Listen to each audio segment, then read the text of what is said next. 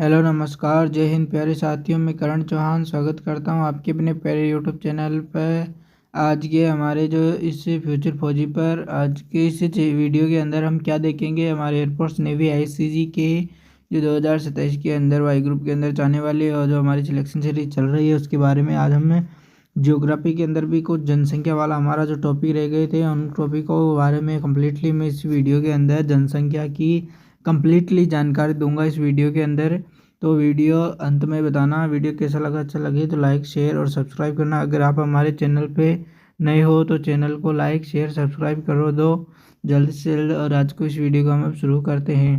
तो हमारा जनसंख्या के बारे में आज क्या देखेंगे हम, इसके बारे में इस जनसंख्या के बारे में आज के इस वीडियो में हम चर्चा करेंगे इसके बारे में। तो जनसंख्या पहले मैं सभी आपको एक एक पॉइंट बता दूंगा जनसंख्या की परिभाषा से अगर इम्पोर्टेंट, जैसे कि किसी निश्चित क्षेत्र एवं समय में निवास करने वाले मानवों की कुल संख्या क्या कहलाती है, जनसंख्या। जनसंख्या मतलब क्या होता है, जनसंख्या का मतलब क्या है कि किसी निश्चित क्षेत्र में समय में निवास करने वाले, किसी निश्चित क्षेत्र एवं समय में निवास करने वाले मानवों की संख्या यानी मनुष्यों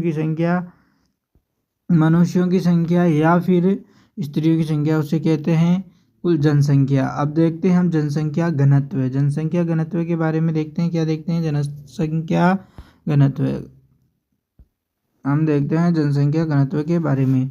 जनसंख्या के घनत्व से अभिप्राय क्या है, किसी देश या क्षेत्र विशेष में प्रति वर्ग किलोमीटर में निवास करने वाले व्यक्तियों की संख्या को क्या कहते हैं, उसे कहते हैं जनसंख्या घनत्व।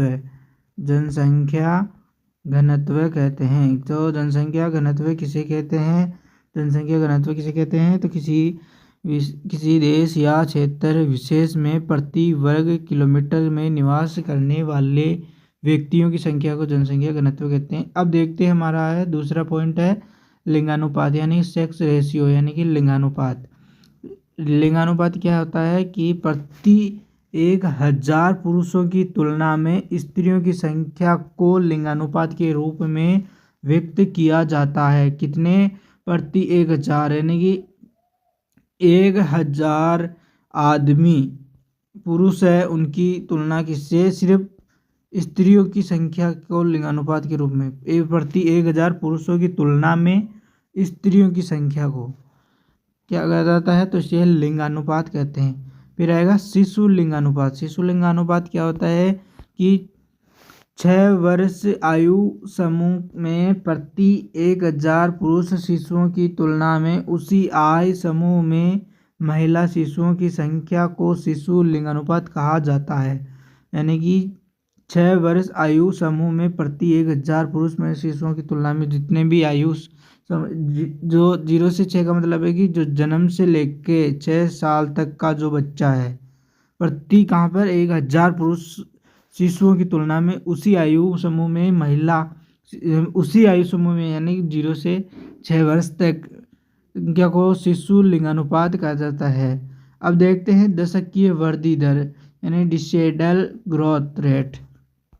यह 10 वर्षों के कालखंड में यानी कि 2001 से लगाकर, उदाहरण के लिए है 2001 से 2011 के मध्य जनसंख्या में हुई प्रतिशत वृद्धि को क्या कहते हैं, तो इसे दशक वृद्धि कहते हैं। अब देखते हैं साक्षरता दर। साक्षरता दर का मतलब क्या होता है, साक्षरता दर का मतलब होता है 7 वर्ष व उससे अधिक आयु की कुल जनसंख्या में साक्षरों की प्रतिशत जनसंख्या को साक्षरता दर कहते हैं। तो साक्षरता दर किसे कहते हैं, तो साक्षरता दर कहते हैं किसी को कहते हैं, तो यानी कि पढ़े लिखे लोगों को साक्षर कहते हैं। साक्षित किसे कहते हैं, जो पढ़े लिखे लोग होते हैं उसे साक्षर कहते हैं। अब देखते हैं हमारा अगला क्या है कि 7 वर्ष या उससे अधिक आयु या व्यक्ति जो किसी भाषा को समझ सकता हो तथा उसे लिख व पढ़ सकता हो उसे क्या कहते हैं, साक्षर। अभी मैंने बताया जो पढ़ व लिख सकता हो उसे क्या कहते हैं, साक्षर कहते हैं। अब देख लो पहली जनगणना, जो हमारी पहली जनगणना है वह 1800 कब हुई थी, 1872 ईस्वी के अंदर लॉर्ड मेयो के समय। पहली नियमित जो जनगणना है, एक तो होता है जनगणना और एक और नियमित जनगणना। तो 1881 ईस्वी के अंदर लॉर्ड रिपन ने क्या की थी? तो 1881 में लॉर्ड रिपन के समय पहली नियमित जनगणना हुई और लॉर्ड मेयो के समय जनगणना शुरू हुई। अब देखते हैं हम 2011 की जनगणना, भारत की जनगणना यानी कि 2011। भारत में पहली जनगणना 1872 ईस्वी में लॉर्ड मेयो के जो कार्यकाल में हुई थी, परंतु 1881 में क्या हुई थी? लॉर्ड रिपन के समय समय प्रत्येक 10 वर्ष के अंतराल पर नियमित दशकीय जनगणना प्रारंभ हो गई थी। किसके समय? तो लॉर्ड रिपन के समय नियमित दशकीय जनगणना। और भारत में पहली जनगणना 1872 के अंदर लॉर्ड मेयो के समय। अब हम देखते हैं क्या इसके बारे में, आगे देखते हैं जनगणना 2011 यानी 21वीं शताब्दी के अंदर दूसरी बार और स्वतंत्र भारत में 15वीं जनगणना 7वीं बार हुई है। 21वीं शताब्दी की दूसरी और 15वीं कब हुई? तो 7वीं जनगणना हुई है। वर्ष 2011 की जनगणना भारत की 15वीं जनगणना है। जो वर्ष 2011 की जनगणना है वह भारत की कौन सी जनगणना है? तो वह 15वीं जनगणना है। जो स्वतंत्र भारत की यह 7वां जनगणना एवं 21वीं शताब्दी की दूसरी जनगणना है। कौन सी? तो 2011 की जो जनगणना है भारत की 15वीं जनगणना है। और जो स्वतंत्र भारत की 7वीं, कौन सी रही है? 7वीं और 21वीं। संविधान की 7वीं अनुसूची के अंतर्गत जनगणना को संघ सूची के अंतर्गत रखा गया है। किसके अंतर्गत रखा गया है? तो संघ सूची के अंतर्गत रखा गया है, संविधान की 7वीं सूची के अंदर। अब देखते हैं हम किसके बारे में। अब हम देखते हैं राज्य सूची। तीन कौन कौन सी सूचियां हैं? तो उसके अंदर राज्य सूची, समवर्ती सूची और संघ सूची है। राज्य सूची में राज्य सरकार जो कानून नियम बनाती है वह राज्य सरकार बनाएगी। समवर्ती सूची में राज्य और केंद्र दोनों मिलकर कानून नियम कुछ भी बना सकती है। और जनगणना है जो कहाँ है? संघ सूची के अंदर है। कहाँ है? केंद्र सरकार के अंदर है।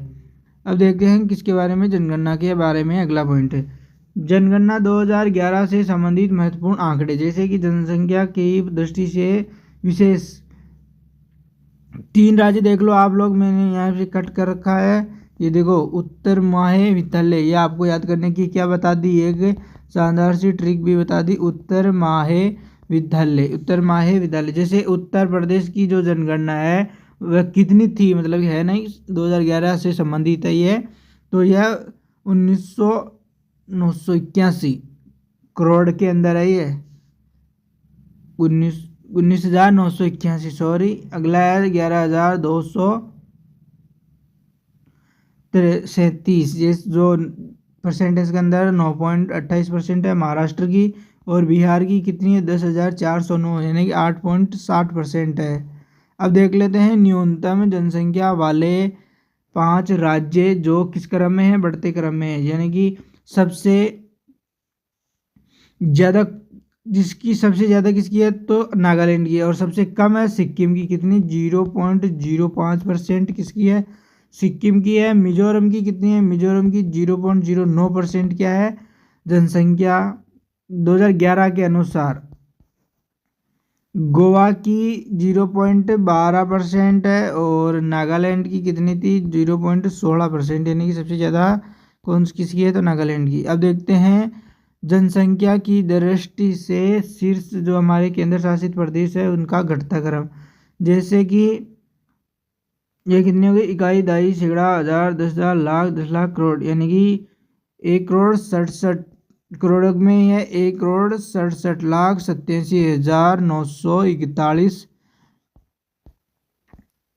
कितनी है? ये दिल्ली की है। ये पुदुचेरी की देख लो 12,47,953। और चंडीगढ़ की है 10,55,450। यह किसकी है? तो यह हमारे केंद्र शासित प्रदेश है, जैसे दिल्ली, पुदुचेरी और चंडीगढ़ है। अब इनमें से मैंने ये बता रहे चिन्ह कर रखा है, का मतलब ये आपके लिए बहुत भी इम्पोर्टेंट है। जो चिन्ह प्रकार के हैं वह मोस्ट इम्पोर्टेंट है आपके एग्जाम के ओरिएंटेड, ये ज़्यादातर इंपॉर्टेंट इसलिए यहाँ पे चिन्ह लगाए हुए हैं।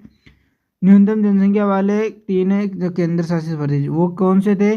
वो अधिकतम थे जो 3 मैंने बताए थे, दिल्ली, पुदुचेरी और चंडीगढ़। अब देखते हैं न्यूनतम जनसंख्या वाले, जैसे कि पहला है लक्षद्वीप। लक्षद्वीप के अंदर 64,473 लोग रहते हैं, दमन जो किसके अंदर है, सिर्फ न्यूनतम मतलब 1 करोड़ के अंदर नहीं है। दमन और द्वीप के अंदर 2,43,247 लोग रहते हैं। और इसी प्रकार हम दादर एवं नागर हवेली के अंदर देखते हैं 3,43,709 लोग रहते हैं। किसके अंदर, दादर एवं नागर हवेली के अंदर, यानी दादर नागर के अंदर रहते हैं। तो यह केंद्र शासित प्रदेश के बारे में हमने चर्चा कर ली है। अब हम देखेंगे सर्वाधिक दशकीय वृद्धि दर के अनुसार राज्यों एवं केंद्र शासित प्रदेशों का घटता स्थान, मतलब कि प्रदेशों का स्थान घटते क्रम में। रैंक राज्य के केंद्र शासित प्रदेश दशकीय वृद्धि दर, दादर और नगरी हवेली, जो नगर हवेली है वह 55.50 दशकीय वृद्धि दर है। दमन और द्वीप है वह 53.54 है। मेघालय की कितनी है, 27.82 है। पुदुचेरी की है 27.72 और अरुणाचल प्रदेश की है 25.92। कितनी है, 25.92 दशकीय वृद्धि दर के अनुसार राज्यों एवं केंद्र शासित प्रदेशों का जो क्या उनका स्थान घटते क्रम के अंदर है, ये घटते क्रम के अंदर है। अब देखते हैं उसके बढ़ते क्रम के अंदर, किसके अंदर, तो इसके बढ़ते क्रम के अंदर। न्यूनतम दशकीय मतलब कि कम जनसंख्या वाली, rank of state and union territories according to minimum decadal growth rate. जैसे कि नागालैंड के अंदर माइनस के अंदर, यानी कि ऋणात्मक है, तो मतलब बहुत ही कम है जनसंख्या, यह है राज्य है जी, इसलिए। अब है केरल की 4.85, लक्षद्वीप के अंदर 6.23, अंडमान और निकोबार द्वीप के अंदर कितनी है, 6.58 और गोवा के अंदर 8.07। ये इसकी क्या है, दशकीय वृद्धि दर है। अब देखते हैं शीर्ष जनघनत्व वाले 5 राज्य। जैसे कि इम्पोर्टेंट तो आपको ये 3 बता रखे हैं पहले से ही, कि बिहार, पश्चिम बंगाल और केरल। बिहार की जनघनत्व कितना है, तो 1106 है। पश्चिम बंगाल का 1028 है और केरल का कितना है, केरल का 860 है।